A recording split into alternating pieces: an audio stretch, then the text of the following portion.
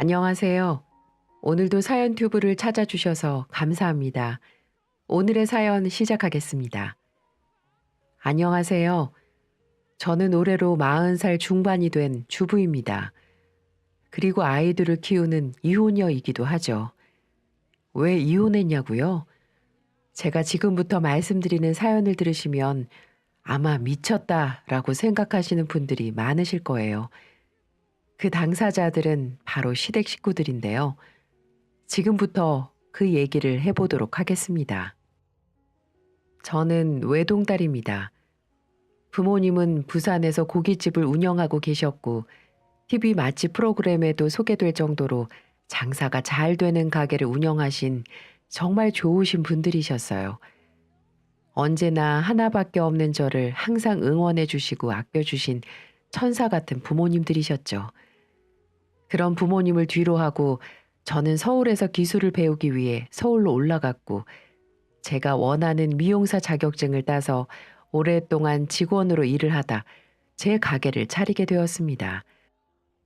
물론 가게 차리는 비용도 부모님이 많이 지원해 주신 덕분에 차릴 수가 있었고요. 그렇게 가게가 어느 정도 안정이 되자 친구의 소개로 전 남편을 만나게 됐습니다. 상대방은 저와 3살 차이로 전기 기술자였어요. 키도 훤칠하고 매너도 좋았고 무엇보다 대화가 정말 통하는 사람이었죠. 좋아하는 음식, 좋아하는 음악 등도 서로 비슷했고 가치관이나 생각하는 것도 비슷했습니다. 그러다 보니 우린 서로 조금씩 가까워지면서 연인이 될 수 있었죠. 그렇게 1년여의 연애 끝에 양가 부모님께 소개를 하고 행복한 가정을 꾸릴 수가 있었습니다. 결혼 첫 해에 저를 닮은 예쁜 딸을 낳았고 2년 뒤에 남편을 닮은 귀여운 아들을 낳았고요. 그렇게 결혼 생활을 7년 동안 유지해 오면서 남부럽지 않은 결혼 생활을 즐길 수가 있었습니다. 남편은 그 기간 동안 저희 부모님한테도 정말 잘했고 든든한 사위가 되어주었죠. 시어머님은 시아버지가 10년 전에 돌아가시고 혼자셨는데 외로움을 많이 느끼실까봐 시간이 나면 찾아뵈서 말동무도 되어주고 음식도 만들어 먹곤 했어요. 옛날 뿐이라 보수적인 면이 있었지만 그때는 나름 웃어 넘어갈 수준이었기 때문에 불편하거나 싫지는 않았습니다. 그렇게 저는 양가 부모님께 서로 잘하며 아무 걱정 없이 지냈어요. 하지만 몇 년 후 저희 친정에 문제가 생기기 시작했어요. 여러분들이 다 아시는 코로나로 인해 엄마가 운영하신 식당이 힘들어지기 시작한 겁니다. 어느 날 엄마가 깊은 한숨을 쉬시며 전화가 오시더군요. 아이고, 진이야. 진짜 고마. 죽을 지경이다. 손님이 반도 안 된다. 반이 먹고 반에 반도 안 된다. 배달인가 뭔가 하는 집들은 그래도 잘 된다 카던데 우리는 고기 팔고 술 파는 집이라 웃자노. 너가 아버지도 맨날 한숨만 쉬고 계신다 않카나. 친정은 영업시간 제한에다가 유명 프랜차이즈와 배달 맛집들의 공세로 오래된 노포인 저희 친정 부모님의 고깃집은 점점 어려워지고 있었습니다. 한 달, 2달 마이너스가 쌓이기 시작했고 그게 3년째가 지나니 더 이상은 버틸 여력이 없어 보이는 듯 했습니다. 이제는 직원들 월급, 월세 내기도 빠듯하다고 하시더라고요. 그 이후로 아빠는 매일 술에 담배에 답답한 속을 달래시는 듯 했습니다. 엄마, 아무리 그래도 아빠 혈압도 높으신데 그렇게 매일 술을 드시면 안 될 텐데. 저는 속이 타들어가는 것 같았습니다. 하나밖에 없는 딸이 이렇게 멀리 살아 도움도 되어드리지 못하니 한숨만 나왔죠. 제가 할 수 있는 거라곤 연락을 드려 힘내라는 말만 해줄 뿐이었어요. 하지만 불행은 불행을 낳는다고 친정의 초대박 사건이 터지고 말았습니다. 어느 날 부모님 식당에 젊은 남자 3명이 술을 먹으러 왔다고 해요. 부모님은 어딘가 어려 보여 주민등록증을 요구했는데 자신 있게 민증을 제시했다고 하더라고요. 그래서 믿고 술을 팔았다고 했습니다. 하지만 그게 사달이 나고 만 거였어요. 그 남자가 제시한 주민등록증은 본인이 아닌 자기 친형 주민등록증을 가지고 와서 보여준 거였어요. 부모님은 워낙 사진 속 얼굴과 닮았고 당장 다음 달 월세가 걱정되는 상황이었기에 믿고 술을 파셨다고 합니다. 그런데 이 남자들은 고기와 술을 다 먹더니 계산대 앞에서 부모님을 협박했다고 했습니다. 어이, 사장님, 우선 술은 잘 마셨는데 어쩌나? 나 미성년자인데. 사장님, 이제 뭐 됐어요?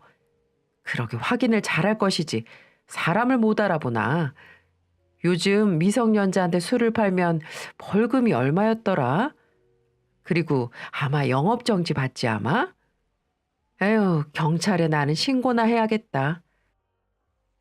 그 남자들은 형의 신분증을 가져와 고의로 술을 시켜 먹고 오히려 저희 부모님을 협박하더랍니다. 자기들은 신고해도 훈방 조치되지만 저희 부모님은 영업정지를 받으시게 된다면서 말이죠. 그러면서 영업정지를 당하기 싫으면 500만 원을 내놓으라고 하더랍니다. 결국 아빠는 분노를 참지 못하고 그 젊은 놈들과 싸움이 일어나고 말았죠.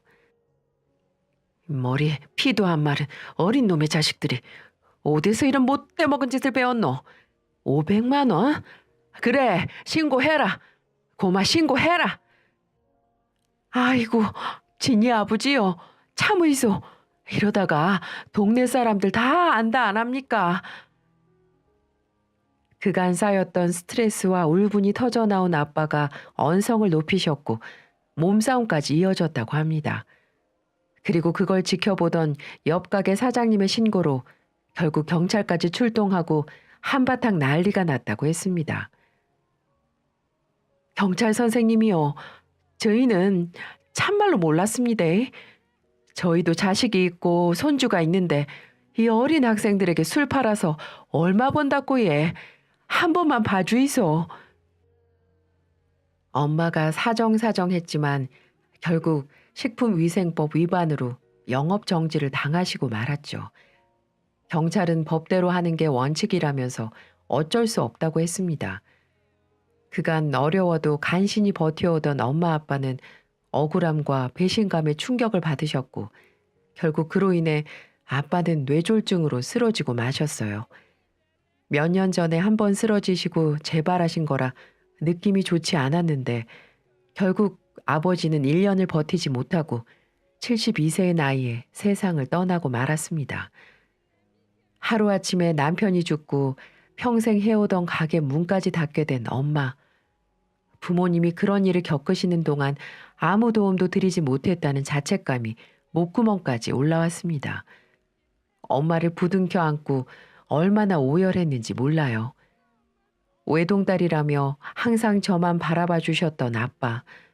우리 아빠는 결국 저와 엄마를 남기고 하늘나라로 가고 마셨습니다. 아버지의 빈자리는 생각보다 컸어요. 부모님이 살던 집은 휑하기 시작했고 엄마는 아빠를 잊지 못하며 어느 순간부터 우울증을 겪기 시작했어요. 수면제 약을 복용해야만 겨우 잠들 수가 있었습니다. 그 모습을 보니 미칠 것만 같더군요. 지금껏 부모님 딸로 살면서 받기만 하고 살았는데 이제는 제가 베풀 때가 됐다라는 판단이 들기 시작했죠. 그래서 마음을 먹고 엄마에게 찾아갔습니다. 엄마, 죄송해요. 그렇게까지 힘드신 줄도 모르고 내가 너무 무심했어. 엄마, 이제 가게도 안 하고 아버지도 안 계신데 집 정리하고 나랑 같이 올라가요. 강서방도 좋다고 할 거야. 엄마 이러다 잘못될까봐 내가 단 하루도 마음이 편할 날이 없어. 그러니까 내 말 들어요, 엄마. 아이다. 내 나이가 70인데 이제 와서 다른 데 가서 우에 사노. 내는 걱정 말고 니들이나 잘 살거라. 평생을 식당 일하며 살았는데 이제 힘이 붙이네. 이제 좀 쉴꼬마. 엄마는 저에게 부담이 될까봐 한사코 부산에 남아 계시겠다고 하셨습니다. 하지만 전 포기할 수 없었어요. 아버지도 그렇게 허망하게 보냈는데 혼자 남으신 엄마마저 잘못되시면 저도 못 살 것만 같았습니다. 그렇게 2번이고 3번이고 찾아가 설득을 했죠. 그렇게 4번째로 찾아간 날 충격을 받고 말았습니다. 엄마는 어두운 방에 누워 앓고 계셨어요. 머리맡에 온갖 약들이 수북했습니다. 창문에는 어두운 커튼으로 가려져 있었고 언제 식사를 했는지 밥통에는 며칠 지난 밥이 누렇게 익어 있었습니다. 엄마, 왜 말 안 했어? 그러게 내가 같이 서울로 가자고 했잖아.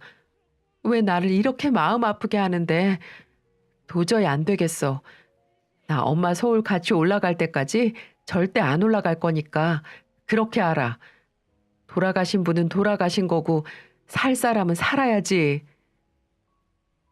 그리고 저는 울면서 남편에게 전화를 걸어 자초지종을 설명했습니다. 그리고 당분간만이라도 엄마를 모시고 있자고 했어요. 남편은 조금 망설이더니 허락을 해주었어요. 기대만큼 흔쾌한 답변은 아니었지만 저는 남편을 믿었습니다. 엄마는 마지막 순간까지 머뭇거리셨지만 제가 너무 완강하자 마지못해 짐을 챙겨 저를 따라 나섰습니다. 어머님, 오셨어요? 오느라 고생 많으셨죠? 아들 집이다 생각하고 편하게 지내세요. 늦게 퇴근한 남편은 엄마에게 간단히 인사만 하고는 바로 씻고 눕더라고요. 저는 그때부터 남편 눈치를 보게 됐던 것 같습니다. 여보, 엄마 모시고 있자고 해줘서 고마워. 나 미용실 나가면 엄마가 외롭지 않고 애들하고 지내다 보면 우울증이 좋아지실 것 같아서 그래서 엄마 모시고 온 거야. 그러니 당신이 이해 좀 해줘. 얼마나 모실 건데? 1달, 2달. 설마 평생 모시자는 소리는 아니지? 요즘 나도 일이 없어서 힘든데 우리가 평생 모실 순 없잖아. 솔직히 불편하기도 하고 당신 같으면 우리 엄마 모시자고 하면 마음 편할 것 같아? 나도 아무리 사위라고 하지만 불편한 건 어쩔 수 없어. 매일 눈치 봐야 되고 당신도 알잖아. 나 눈치 보는 거 겁나 싫어하는 거. 그러니 1~2달 모시다가 내려가시라고 그래. 설마 설마 했는데 정말 예상 밖의 말이었습니다. 당신 너무한 거 아니야? 그동안 우리 엄마가 당신한테 어떻게 했는데 그리고 이 집 전세금 절반을 도와주신 것도 우리 부모님이야. 그런데 어떻게 그렇게 말할 수가 있어? 아니 그걸 누가 몰라? 그래도 같이 사는 건 아니지. 아유 몰라. 그러더니 세상 만사 다 짜증나고 피곤하다면서 금방 코를 골고 잠을 자버리더군요. 저는 남편 말에도 일리가 있기 때문에 더는 말하지 않았습니다. 남편 말처럼 저도 시어머니가 무작정 들어와서 산다고 하면 불편했을 테니까요. 그래서 이해하려고 했어요. 그리고 엄마는 어느 날부터 아침 일찍 일어나 남편 밥상을 차려주셨습니다. 직업 특성상 새벽 5시에 일어나 현장에 나가기 때문에 남편은 일찍 자고 일찍 일어났는데 그런 모습이 마음에 걸렸는지 손수 칠첩반상을 차려주시더군요. 아유, 우리 사위 날씨도 추운데 고생이 많네. 많이 먹으라. 여기 찌개도 먹고. 찌개가 좀 짠데요. 다음부터는 간 좀 잘 조절해 주세요. 이렇게 짠데 누가 먹어요? 하지만 남편은 이렇게 엄마의 정성을 무시하기 시작했습니다. 음식이 맛없다는 둥 짜다는 둥 대놓고 불평을 하기 시작했어요. 엄마는 사위의 말에 당황한 표정도 지으셨지만 그래. 내일부터는 우리 사위 입맛에 맞게 잘 만들어 볼게. 미안하다. 라고 하시며 사위의 눈치를 보기 시작하셨습니다. 제가 아무리 그러시지 말라고 해도 소용이 없더라고요. 그렇게 한 달쯤 지났습니다. 그때 일이 터지고야 말았죠. 엄마는 오전에 집안일을 마치고 애들 방에서 한숨 주무시고 계셨고 집에 변변한 먹을거리도 없길래 남편에게 물었죠. 여보, 오늘은 엄마 모시고 외식하는 거 어때? 냉장고 보니까 먹을 게 없네. 아유, 먹을 게 없으면 라면 먹어. 뭘 그렇게 돈을 쓰려고 난리야. 지금 우리 집에 주둥이 하나 더 늘어서 외식하면 얼마나 돈이 더 드는 줄 몰라? 저는 순간 귀를 의심했습니다. 당신 지금 뭐라고 했어? 남편은 소파 위로 리모컨을 집어던지며 언성을 높이더라고요. 너랑 너희 엄마 말이야. 뭐가 그렇게 신나서 매일 외식이냐고. 요즘 너나 할 것 없이 죽어라 죽어라 하는데 아주 그냥 친정엄마 데리고 와서 살판 났지? 저는 갑작스러운 남편의 반응에 황당하기 그지없었습니다. 저희 엄마 오시고 나서 남편이랑 같이 저녁 한번 먹으러 나간 적이 없었고 아이들이랑 같이 동네 식당 두어 번 갔던 게 전부였습니다. 그것도 엄마가 사주신 거였고 강서방 주신다고 늘 포장까지 해서 가져오신 엄마였어요. 무슨 말을 그렇게 해? 엄마가 지금 2달을 계셨어? 3달을 계셨어? 그냥 계시는 것도 아니고 우리 집 살림이랑 애들 뒤치다꺼리도 다 해주시잖아. 엄마가 와 계셔서 나도 가게 오픈하는 거 빨리 알아볼 수 있는 거고. 불만이 있으면 그때 그 또 말로 하지. 왜 쌓아두고 있다가 갑자기 이러는데? 야, 됐다. 다 살기 어려운 시국에 처갓집 도움은커녕 장모님까지 모신다고 해봐라. 누가 좋겠다고 하는지. 에휴, 집구석에 들어와 봐야 노인네 때문에 제대로 쉴 수나 있어야지. 남편은 엄마가 방에 계신데도 소리를 버럭 지르더니 옷을 챙겨 문을 쾅 닫고 나가버렸습니다. 저는 놀라고 당황했지만 방에 계신 엄마가 들으셨을까봐 더 걱정이었죠. 잠시 후 엄마가 방에서 나오셨습니다. 엄마, 좀 주무셨어요? 엄마는 남편이 하는 소리를 못 들으신 것처럼 아무 일도 없었다는 듯이 행동하셨지만 어딘지 모르게 위축된 엄마의 모습을 보자 가슴이 메워졌습니다. 그날 밤 남편은 잔뜩 술에 취해 들어왔어요. 저는 낮에 빈정이 상한 터라 본체에 만취하고 있었는데 엄마는 그 모습을 보시고 급하게 꿀물을 타서 남편에게 내미셨습니다. 강서방, 이것 좀 시원하게 마셔보게. 아이씨, 안 먹어. 누가 이딴 꿀물 타달라고 했어요? 술 취한 신랑이 손으로 꿀물잔을 치는 바람에 엄마가 꿀물을 다 뒤집어 쓰고 말았어요. 여보, 무슨 짓이야? 당신 미쳤어? 엄마, 괜찮아? 저도 모르게 소리를 치자 남편이 적반하장으로 또 버럭 화를 내더군요. 그렇게 너네 엄마가 걱정되면 엄마 모시고 따로 나가서 살라면서요. 자기가 벌어오는 돈은 한 푼도 엄마에게 쓰지 말라고 욕설을 뱉어내는 남편을 보며 저는 정말 기가 막혔습니다. 저희 엄마 맹세코 남편이 벌어온 돈 쓰지 않으셨어요. 오히려 엄마가 장사 어려워질 때도 끝까지 깨지 않고 가지고 계셨던 적금 통장을 내놓으셨죠. 잎 하나 더 있는 게 얼마나 부담인지 아느냐며. 가지고 있다가 강서방 어려울 때 쓰라고 했던 분인데 어떻게 그런 말을 할 수가 있는지. 야, 너 지금 장난해? 어른한테 지금 그게 무슨 말버릇이야? 내가 너네 엄마한테 이렇게 말하면 좋겠어? 우리 엄마 아빠가 하나뿐인 사위라고 너한테 어떻게 했어? 아빠 살아계시고 우리 집 잘 나갈 때는 우리 장모님 장인어른 아주 입안에 혀처럼 굴다가 이제 망하니까 볼장 다 봤다. 이거야? 저는 참지 못하고 남편에게 같이 화를 냈습니다. 그러자 엄마가 저를 말리셨어요. 아이고, 니는 좀 가만히 있거라. 강서방, 미안하네. 요즘 많이 힘들제. 내 곧 기회 봐서 다시 내려갈 거니까 거슬려도 조금만 참아주시게나. 엄마, 엄마도 그러지 마. 엄마, 아빠 우리한테 해줄 만큼 해주셨어. 잘 나갈 때만 부모야? 돈 줄 때만 부모냐고. 그때 남편이 소파 위에서 벌떡 일어나더니 저희 엄마를 보며 이렇게 말했습니다.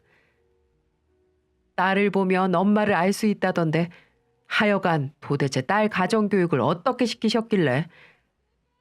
남편은 엄마에게 딸의 가정교육 운운하더니 안방으로 들어가 버리더군요. 그리고 그때부터 저희 남편은 저희 엄마를 막대하기 시작했습니다. 지금부터 들려드리는 이야기는 엄마한테 나중에 전해드린 이야기입니다. 하루는 엄마가 남편 밥을 차려주고 옆에 앉아서 한술 뜨시려고 하니 같이 드시게요? 가뜩이나 입맛도 없는데 식탁에서까지 장모님 얼굴 봐야 돼요? 저 먹고 일어나면 좀 나중에 드세요. 라고 해서 엄마가 알았다고 일어나셨다고 합니다. 남편 다 먹고 몇 술 뜨시려는데 잘 안 넘어가서 물 말아 겨우 드셨다고 하더라고요.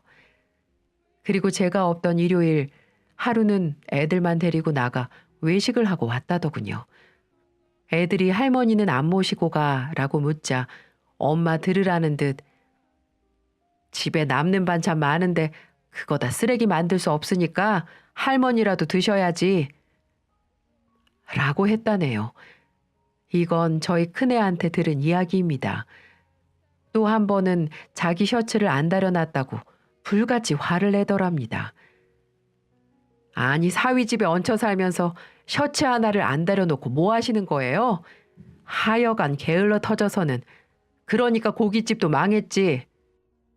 강서방, 내 미안하네. 이리 주게. 지금이라도 내 다려주구마. 쓰면서도 정말 기가 막힙니다. 제가 있었어야 했는데 엄마는 저랑 남편이 싸울까봐 도통 아무 말도 안 하시니 그 정도일 줄은 몰랐네요. 엄마가 뻔히 부엌에 계시는데도 시어머니랑 통화하며 친정 흉을 봤다던 남편. 아이 몰라. 언제나 내려갈지. 뭐 우울증이래잖아. 참나. 요즘 안 우울한 사람 어딨냐고. 노인네 하나 더 있으니까 집도 좁고 냄새도 나고 답답해. 음식도 입에 안 맞지. 저 솜씨로 어떻게 음식 장사를 했는지 몰라. 엄마는 설거지를 하시며 몰래 눈물을 흘리셨지만 제가 알면 더 속상해할까봐 말씀도 안 하시고 참으시기만 했습니다. 그러다 더는 못 견디실 것 같았는지 어느 날 다시 부산으로 내려가고 싶다고 하시더라고요. 하긴 왜 안 그러셨겠어요. 우울증 치료하러 오셨는데 사위의 폭언으로 더 우울해지고 계셨으니 말입니다. 저도 그렇게까지 자세히는 몰랐지만 엄마가 나날이 말씀이 없어지시고 한숨이 느시는 걸 보고 그냥 보내드려야겠다라고 생각했습니다. 지금 제 사연을 보시는 분들은 정말 믿기 힘들다고 생각하시는 분들도 계실 거예요. 남편이 이렇게까지 나온 이유는 단 한 가지가 있었습니다.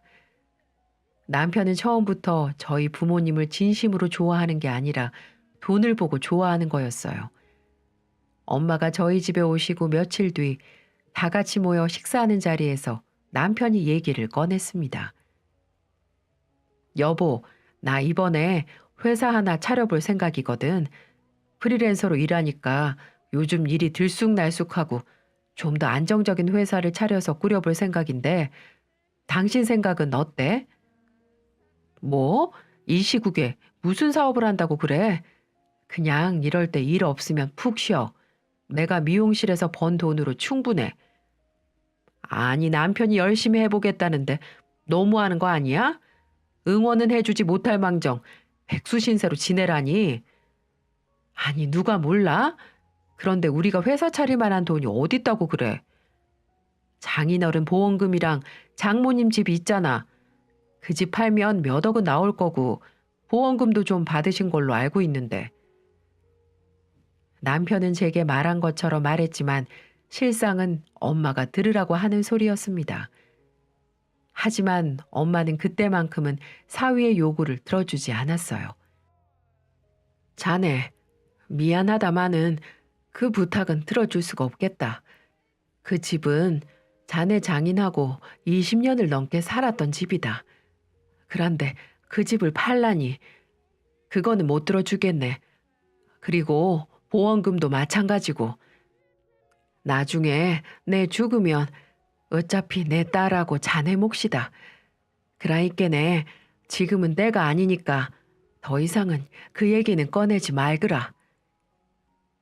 이렇게 말씀하시면서 반박을 못하게 차단해 버리셨습니다. 보험금은 제 몫도 있었지만 건들지 않았어요.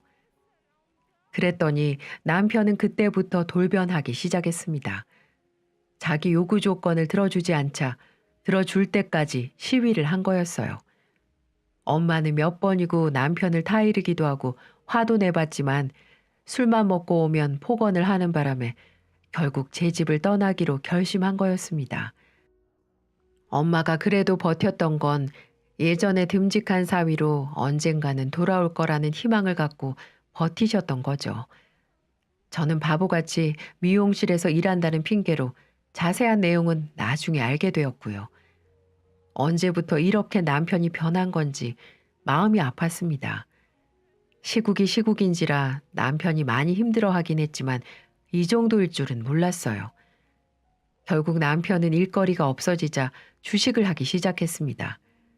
하지만 주식도 손을 대서 많이 잃게 되자 점점 괴물이 되어가고 있더군요. 저도 감당하기 힘들 만큼요. 그리고 엄마가 부산에 내려가기 이틀 전 일을 하고 있는데 엄마한테 전화가 왔습니다. 전화를 받았더니 다급한 목소리로 빨리 병원으로 와달라고 했어요. 저는 놀란 나머지 모든 일을 제쳐두고 바로 병원으로 향했죠. 가보니 딸아이가 화상을 입어서 응급실에서 치료를 받고 있었습니다. 다행히 아이는 생각보다 많이 다친 건 아니었습니다. 라면을 끓여 먹으려다가 냄비가 쏟아지는 바람에 조금 데였던 거였어요. 그래도 엄마가 집에서 찬물에 20분을 담그고 깨끗한 수건으로 싸서 병원으로 데리고 온 게 다행이었죠. 제가 놀라서 다가가니 아이가 엄마, 나 괜찮아. 많이 안 다쳤어. 엄마 놀랐지? 하며 오히려 저를 위로하더군요. 저는 아이 상태를 보고 마음이 놓여 엄마의 손을 잡았습니다. 엄마 놀라셨죠? 죄송해요. 내일 모레면 가시는데 가시는 날까지 마음 편하실 날이 없네요. 아유, 미안하다. 내가 끓여줬어야 하는데 무릎이 아파가 잠깐 앉아있는 사이에 고만 이렇게 안 됐나. 바로 그때였어요. 응급실로 찾아온 남편, 엄마가 남편에게도 연락을 했나 보더라고요. 아이고, 강서방 왔나. 하자마자 남편이 엄마에게 다짜고짜 소리를 지르는 겁니다. 응급실에 있던 사람들이 모두 놀라 우리 쪽을 쳐다봤습니다. 이 놓친 내가 노망이 났나. 아니 집구석에서 애 하나 제대로 못 보고 뭘 하시는 거예요? 꼴도 보기 싫으니까 당장 짐 싸서 꺼지라고. 저는 너무 놀라 제 뇌가 정지되는 것 같았습니다. 저는 결국 참지 못하고 남편의 뺨을 때려버렸습니다. 주위의 시선 아랑곳하지 않고 연속으로 뺨을 2대 때려버렸어요. 당신 미쳤어? 내가 한 번만 더 우리 엄마한테 함부로 하면 가만 안 있는다고 했지? 너 같은 새끼랑 못 사니까 당장 이혼해. 이 쓰레기 같은 자식. 저는 그렇게 말하며 엄마와 딸을 데리고 집으로 와버렸습니다. 생각 같아선 당장이라도 가정법원에 가고 싶었지만 시간이 늦었던 터라 일단은 집으로 돌아왔죠. 그리고 너무 속상해서 엄마에게 화를 냈어요. 엄마, 도대체 왜 이렇게 바보 같은 건데 왜 사위한테 아무 소리 못하냐고. 나 때문에 그런 거야? 내가 이혼이라도 할까봐 그런 거냐고. 아휴, 어쩌겠노. 어느 부모가 딸 하나 있는데 불행한 걸 원하겠노. 그냥 내만 조용히 사라지면은 평화로워질 것을 마 됐다. 됐어. 너그 아빠도 먼저 갔는데 니까지 내처럼 만들고 싶진 않대. 니 덕분에 우울증도 많이 나았고 잘 쉬다가 엄마 그냥 내일 바로 내려갈 기다. 엄마는 그렇게 말을 하고 조용히 방으로 들어가셨습니다. 그날 밤 저는 얼마나 울었는지 몰라요. 전 그날 밤 조용히 작은 방 문을 열고 엄마를 안아주었습니다. 어렸을 때 엄마가 저를 꼭 안아준 것처럼요. 엄마는 말없이 제 손을 잡아주셨어요. 전 말은 안 해도 그 뜻이 무슨 의미인지 알 수 있었습니다. 그리고 다음 날 아침 눈을 뜨니 엄마가 자리에 없더라고요. 부엌에서 달그락 소리가 나기에 나가보니 엄마가 청국장을 끓이고 계시더군요. 엄마, 이걸 지금 왜 끓여?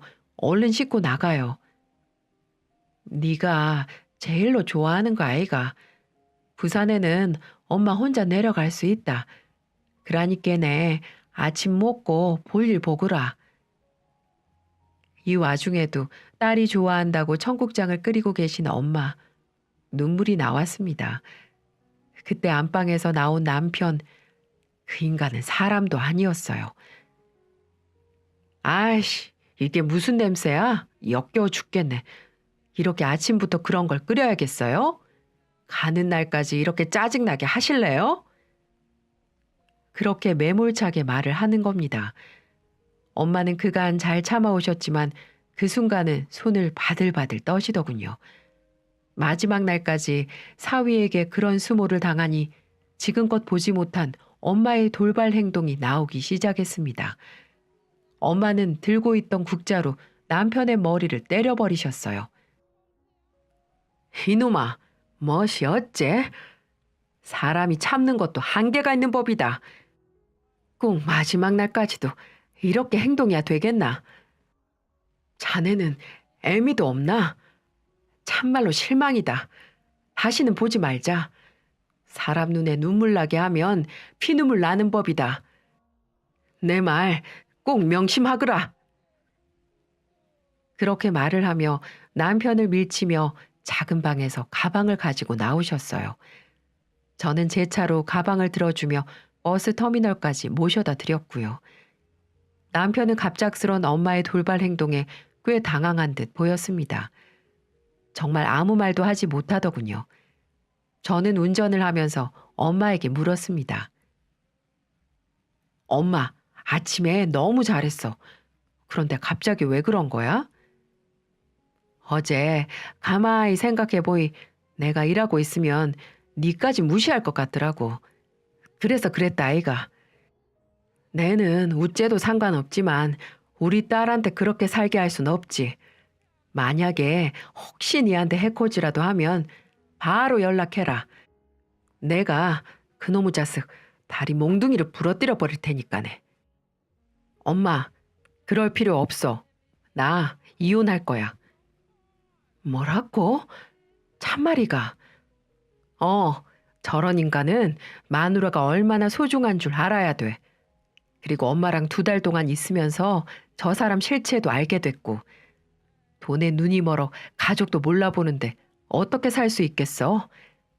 그래서 다 정리되면 미용실 접고 부산으로 내려가려고. 엄마랑 같이 살 거야. 저는 그렇게 엄마한테 통보를 하고 곧장 남편에게도 가 이혼을 통보했습니다. 남편은 믿지 않는 표정이었어요. 단지 화가 나서 이혼 선언한다고 생각했던 것 같아요. 그러면서 며칠 후 어이없는 소리를 하는 겁니다. 그 다음 주가 남편 생일이었는데 갑자기 시어머니가 집으로 온다는 거였어요. 어머니가 내 생일 때 와서 음식을 좀 해준다고 하니까 그렇게 알고 있어. 당신이 옆에서 좀 도와드리고. 참 황당했습니다. 우리 엄마한테는 함부로 했던 인간이 지 엄마한테는 친절하게 음식까지 도와드리라고요? 저는 안 되겠다 싶어서 똑같이 그날 갚아주기로 했습니다. 그렇게 남편 생일 당일이 왔고 시어머니가 바리바리 장을 봐와서는 음식을 하기 시작했습니다. 잡채며 된장찌개며 고기 반찬까지 아주 진수성찬이더군요. 저는 일절 도와주지 않았어요. 왜냐고요? 좀 도와드리려고 했더니 자꾸 제 심기를 건드리는 겁니다. 예, 니네 엄마 같다면서? 아니, 니네 엄마는 뭐하러 사위 집에 와서 귀찮게 한다니. 그렇게 눈치가 없어서야 어떻게 남은 인생을 산다고. 예, 우리 아들 사업자금 좀 보태주라고 하니까 거절했다면서? 왜 너네 엄마는 그 돈 가지고 땅 속에 가지고 갈 거라니? 사위가 힘들면 도와주기도 해야지. 그렇게 마음을 나쁘게 쓰니 니네 아버지가 그렇게 됐지. 안 봐도 뻔하다 뻔해. 라고 하며 제 심기를 팍팍 건드리는 거 있죠?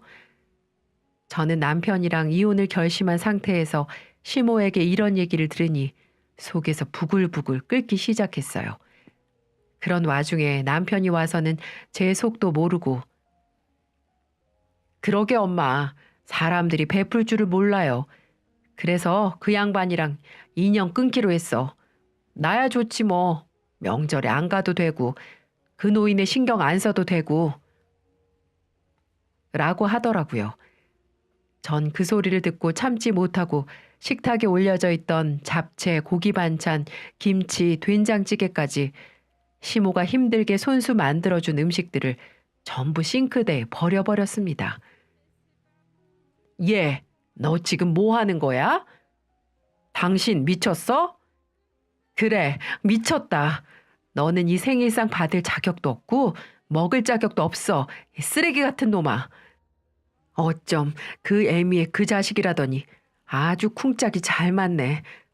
아무리 입을 함부로 놀린다고 하지만 돌아가신 아빠까지 입에 담아야 되겠어? 그리고 내가 이혼하잔 말이 그냥 해본 말인 줄 알아? 여기 내 집인 거 알지? 당신이 가지고 온 건 5천만 원 뿐이야. 그러니 당장 줄 테니까 어서 나가. 아줌마도 어서 나가요. 왜 남의 집에서 함부로 음식을 하고 그러세요? 라고 말하며 내쫓아 버렸습니다. 그들은 안 나가려고 버텼지만 제가 온 동네에 들리게끔 소리소리를 빽빽 질러대니 결국은 본인들도 시끄럽고 창피했는지 나보고 욕을 하며 집을 빠져나가더군요. 저는 곧바로 현관 비밀번호도 바꿔버리고 남편의 짐들도 시댁으로 택배로 보내버렸습니다. 네, 맞습니다. 처음에 잠깐 얘기했지만 저희 집은 친정에서 많이 도와주셨어요. 그리고 남편은 프리랜서라 은행 대출이 쉽지 않아 제 명의로 대출을 받아 전세를 마련한 거였습니다. 그러다 보니 전세라지만 집주인은 저나 마찬가지였던 거죠. 그리고 제가 문을 열어주지 않자 전화로 대응하기 시작하더군요. 그래, 전세 명의가 네 이름으로 돼 있다고 이러는 거야? 아직 우리 부부야. 남편은 코웃음을 치며 말하더라고요. 옆에서 시어머니도 거들었습니다. 어디서 못 배워먹은 게 이혼 소리를 저렇게 쉽게 입에 올리누? 이혼 100번을 해봐라. 우리 강씨 자손들 너한테는 절대로 못 준다. 네, 그래요. 어디 한번 해보자고요. 저는 마지막 말을 끝으로 변호사를 선임해 이혼 소송을 준비했습니다. 아이들이 있다 보니 생각보다 시간이 오래 걸리더라고요. 하지만 아이들도 저와 살기 원했고 그 사람과 이혼을 간절히 바랬기 때문에 시간이 조금 걸린다고 해서 저는 포기하지 않았습니다. 그리고 넉 달 후 이혼 판결을 확정받을 수가 있었죠. 네, 양육권, 친권 모두 다 제가 가지고 올 수 있었고 전세 자금도 남편이 가지고 온 돈 일부를 제외하고 제가 전부 가져올 수 있었고요. 매달 양육비도 50만 원씩 지급하라는 판결을 받을 수가 있었고요. 남편과 시모라는 인간은 도대체 이런 못 같은 판결이 어딨냐며 제정신을 못 차렸지만 법이 그렇다는데 그 사람들이 어떻게 할 수가 있나요? 얼마나 사이다처럼 속이 시원했는지 몰라요. 다시는 그 인간들을 보지 않아도 되니까 말입니다. 재판이 마무리된 후 저는 모든 걸 새롭게 시작하고 싶은 마음에 부산으로 내려갔습니다. 부산에다 새롭게 미용실을 차렸고요. 아이들도 부산으로 학교를 옮겼습니다. 엄마는 처음에는 이혼하고 온 저를 보고 가슴 아파하셨지만 홀로서기에 성공하는 모습을 보고 지금은 응원해주고 계십니다. 엄마와 아이들과 함께 걱정 없이 지내니까 이제야 행복이 이런 거구나 싶더군요. 남편은 이혼 후 전시모랑 같이 살고 있는 걸로 보였어요. 하지만 잘 살지 못한 걸로 보였습니다. 저랑 이혼하고 도박에 손을 댔다고 하더군요. 이혼하고 제게 받은 5천만 원 가지고 강원랜드에 가서 다 날려먹었다고 했습니다. 그걸로도 모자라 심지어 시모 집 담보로 대출을 받아 더 많은 돈을 잃었다고 하더군요. 그 인간은 주식에 손을 댔다 잘 풀리지 않자 도박에 빠진 걸로 보였습니다. 결국 나중에는 시모의 집까지 팔아 어디 허름한 주택으로 이사를 갔다고 했습니다. 어떻게 알았냐고요? 바로 우리 애들 때문에 알았어요. 저랑 이혼했지만 전 남편 놈은 아이들 아빠이기 때문에 2달에 한 번이나 3달에 한 번 면접 교섭권을 가지고 아이들을 봤었는데 창피한 것도 모르고 애들한테 말했나 보더라고요. 지금 아빠 힘들게 살고 있다면서 엄마한테 가서 좀 도와달라고 말을 했나 보더라고요. 여러분, 그게 인간인가요?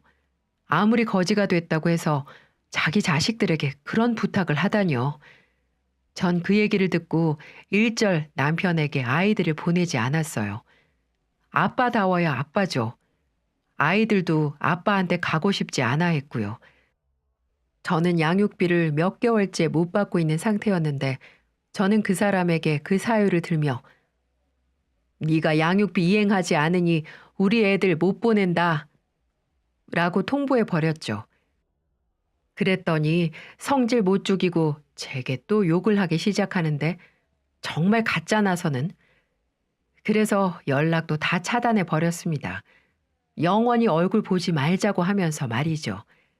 그리고 받을 건 받아야 하니 양육비 소송도 준비하고 있어요. 들어보니 받을 수 있는 방법이 많더라고요. 양육비 안 주면 사회생활도 못하게 할 수 있다고 하는데 한번 엿먹어 보라죠 뭐. 그렇게 저는 그놈과의 악연을 서서히 마무리하고 있는 중이랍니다. 결혼 전에는 2눈을 커다랗게 뜨고 보고 결혼 후에는 한쪽 눈을 감으라는 말이 있습니다. 저는 결혼 전 남편의 호탕함과 부모님께 겉으로만 잘하는 모습을 보고 한쪽 눈을 감고 결혼을 한 것 같아요.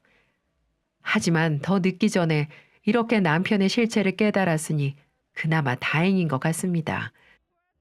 지금 엄마는 건강이 많이 좋아지셨어요. 저와 아이들이 옆에 항상 있는 덕분에 점점 밝아지셨고 웃는 날도 많아지셨답니다. 그래서 지금은 다시 식당 자리를 알아보고 계시고요. 지금 이 순간이 너무 행복한 것 같아요. 비록 앞으로는 이혼녀라는 꼬리표를 달고 살아야 하지만 전 개의치 않아요. 누구보다 사랑하는 엄마가 있고 제 자식들이 있으니까요. 앞으로 우리 네 식구 잘 살 수 있도록 여러분들의 응원 부탁드립니다. 여러분도 모두 부모님께 효도하시고 가정에 평화가 있으시길 기원합니다. 감사합니다.